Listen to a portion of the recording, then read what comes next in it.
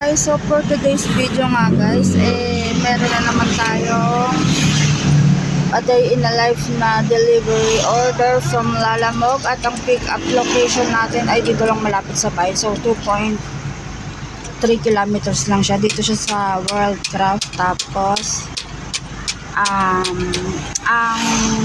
drop off location niya ay sa Makati banda. So ang laman lang ng L3 natin is drawer lang. Tapos proceed na tayo sa pick up kasi nga kagaya nga ng lagi ko sinasabi, mahirap bumaba ng Metro Manila kung hindi natin siya lalagyan ng laman. Lugi tayo sa gasolina. So ang price pala nito ay 631. So all goods na yan para may gasolina man lang tayo papunta. Tapos doon na tayo, maraming booking yan doon from Makati, Taguig, doon paikot-ikot na sa Metro Manila.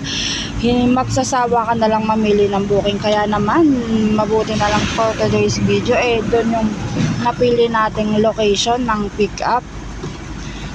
At dahil dyan sana makabawi-bawi tayo kasi kahapon hindi tayo nakabawi sa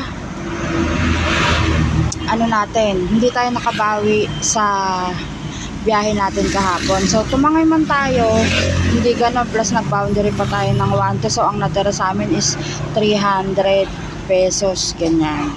Pero ayos lang kasi pag minsan naman mabait yung operator natin, nakakaintindi.